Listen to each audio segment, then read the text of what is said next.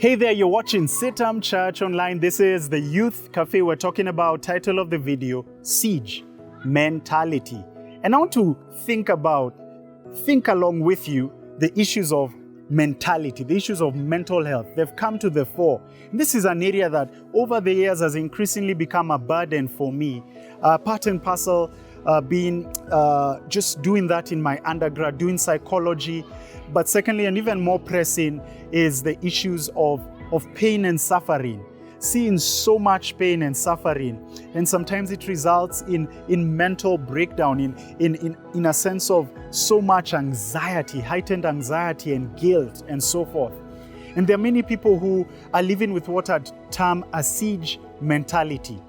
They're constantly looking over their shoulders with a sense of panic and anxiety and fear. Sometimes when certain incidences or occurrences happen in their lives, they draw all manner of conclusions and say, could it be because of this? That's why I'm going through this. And that really is part of human nature, that we want to find meaning and make sense of what's going on in our lives. And it could be that you're watching this and you feel like you're under siege. Maybe it's because of some stuff you did in your past. It could be things that no one else knows about, things that you've stuffed down deep in your soul, you've repressed, no one else knows about it, it's skeletons in your closet, and because of that, you have anxiety issues, you're looking over your shoulder, you're not at peace, it isn't well with your soul. I want to share with you something that I think will be of help in overcoming that siege mentality. And this is from Genesis chapter 50.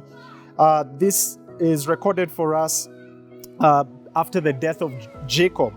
Verse 15, Genesis chapter 50, verse 15. When Joseph's brothers saw that their father was dead, they said, "It may be that Joseph will hit us and pay us back for all the evil that we did to him." So they sent a message to Joseph saying, "Your father gave this command before he died. Say to Joseph, please forgive the transgression of your brothers and their sin, because they did evil to you. And now, please forgive the transgression of the servants of the God of your father." Joseph wept when they spoke to him. I wonder why Joseph wept. I think by and large, it's because he realized his brothers were lying.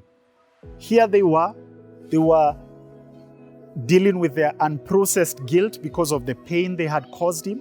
And so what they did is they became deceitful again.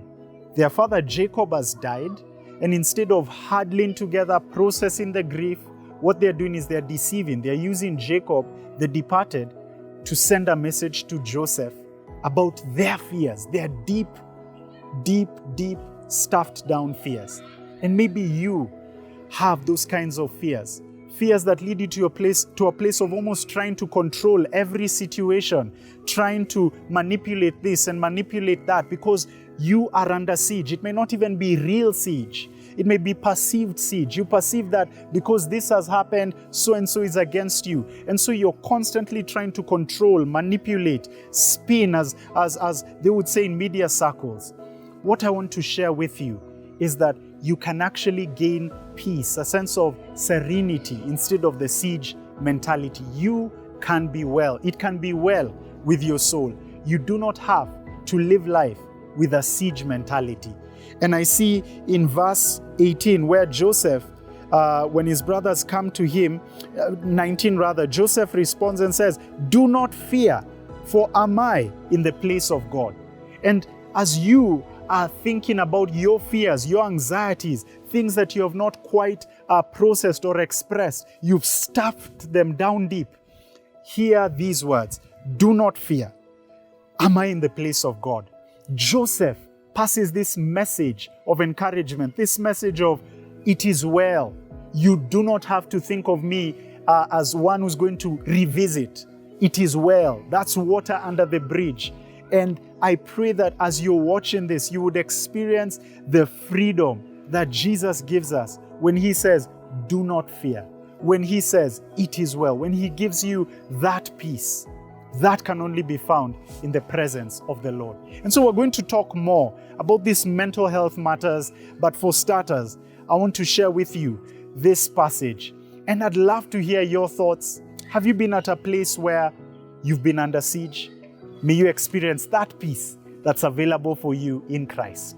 God bless you, and thanks for watching CITAM Church Online.